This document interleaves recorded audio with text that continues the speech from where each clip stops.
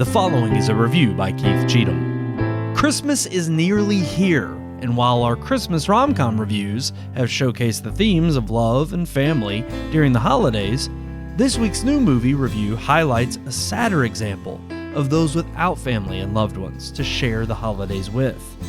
The Holdovers, which actually released at the end of October, making our review of it a bit of a holdover as well, stars Paul Giamatti as Paul Hunnam, who teaches history at Barton Academy boarding school. Directed by Alexander Payne, whose works include Academy Award nominated and/or winning films about Schmidt, Sideways, The Descendants, and Nebraska, The Holdovers is already getting award buzz. With 3 Golden Globe noms, not that those matter.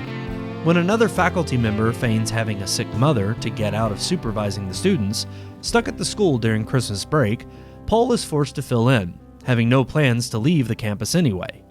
Amongst the students with nowhere to go for Christmas is Angus Tully, portrayed by Dominic Sessa, who recently lost his father and is left at the school when his mother decides to take an impromptu honeymoon with her new husband. Tully is an outcast and a bit of a troublemaker, as are the bulk of the 5 students left behind. Paul is a strict and unyielding teacher, disliked by both students and peers. But for 2 weeks forced together over the holidays will teach Paul and Tully both valuable lessons about walking in another's shoes.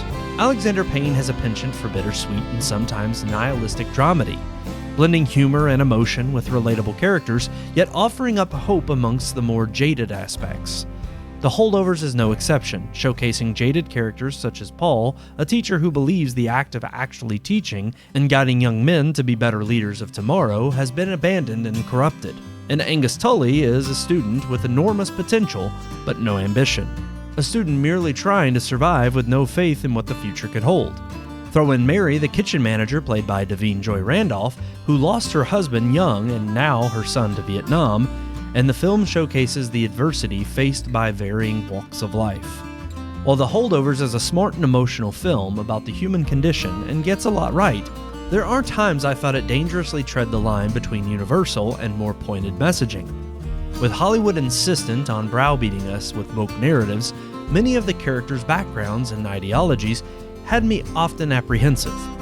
Throw in the setting of a Catholic boarding school and numerous potshots at how the rich control and corrupt everything, and The Holdovers could have easily strayed into something far less relatable than it is. That said, much of what the movie had to say on these topics does remain universal. A few digs made me roll my eyes, but not in so much as I didn't agree with them as much as I always find it hypocritical that when Hollywood complains about the rich or those with power, they are the exact people they are describing. With solid performances by all in the film, both Giamatti and Randolph have received acting noms from the Golden Globes. The performance, I feel not praised enough, however, actually came from Dominic Sessa. While Giamatti is superb, he's had better performances. And Randolph too, while good, wasn't beyond what I felt another could have done in her role either. Technical aspects from production design, score, and cinematography are all executed nicely. Set in the 70s, the aesthetic of the film is well done, including 70s era production logos and opening credits. But again, nothing I haven't seen before. The Holdovers, in my opinion, is a well-made movie, certainly worth the time to watch. It's one I would revisit, but it's also one that I think highlights just how weak awards contenders have been in the last several years.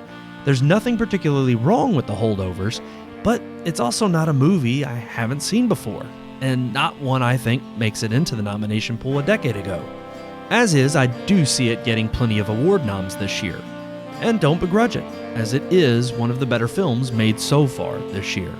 I give The Holdovers 3 out of 4 stars.